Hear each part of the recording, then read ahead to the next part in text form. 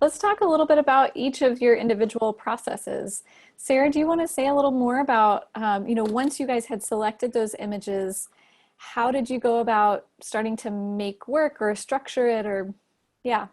Yeah, absolutely.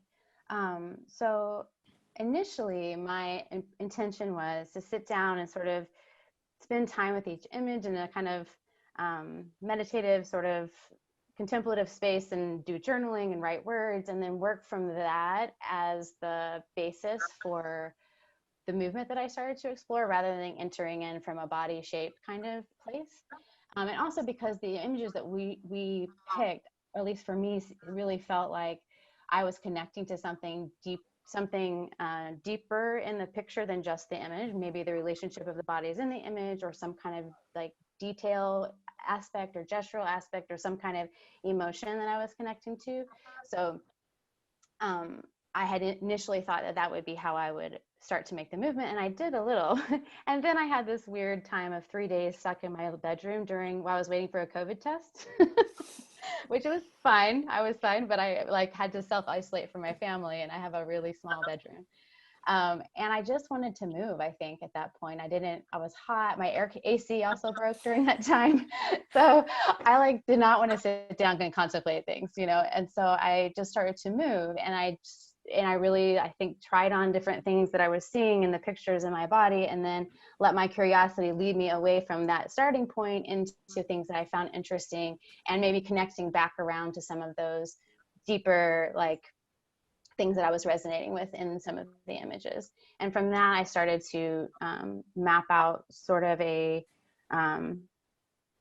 order, I guess you will, or a phrase. And then over time, that just kind of became more distilled and kind of tweaked over time. And then we talked a lot about, okay, are we making a dance that'll be filmed, or are we doing a dance film? So that was a big part of our things and our process. But I do believe that, like, probably I settled on keeping some sort of chronological timeline that connected to my original phrase when I started the editing process. So I did do a lot of editing, but there was something of the original sort of structure there when it was finished.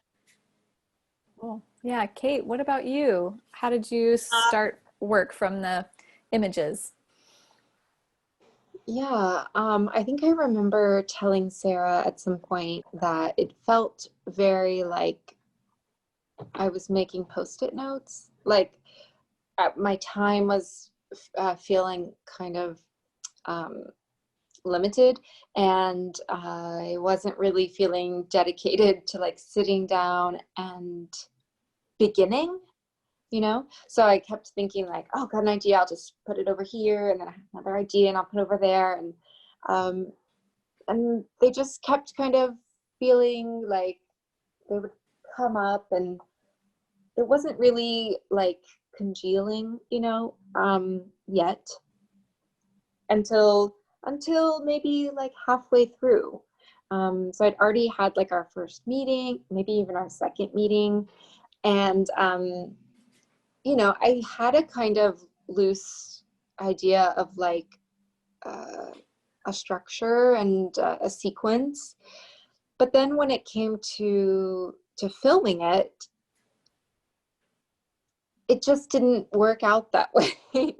I realized once I started filming, and then certainly once I started editing, that the editing process became much more choreographic than what I thought the choreographic process was, and I don't make a lot of dance film. So I think I shocked myself in that I thought that I was going to make this sequenced phrase, and then I would film it maybe from different angles and put them together.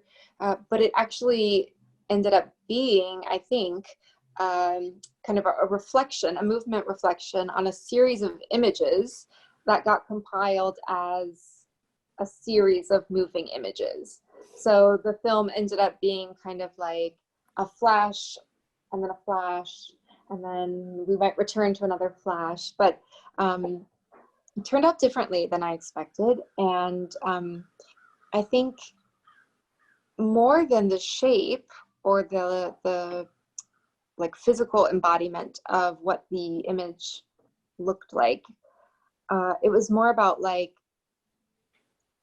I'm working with images themselves. And so like, what does it mean to put images together? What does that do to like the flow of a film? And how does that influence timing mostly, I think? And also like, I think I told Sarah at some point, okay, now that I'm editing or filming, I'm choosing only 2 or 3 kind of editing techniques, because you know how they're just, there are millions of them. And I'm just not quite as skilled as I could be, especially with the technology that we have now. So I was like, okay, I'm only going to look at, you know, maybe like distance, and then I'm going to look at, you know, the angles. I had to limit myself a little bit, but then that became like a reflection of how the original photo was taken. So, and what drew me about the original photo, like some of them, you know, I was much more interested in like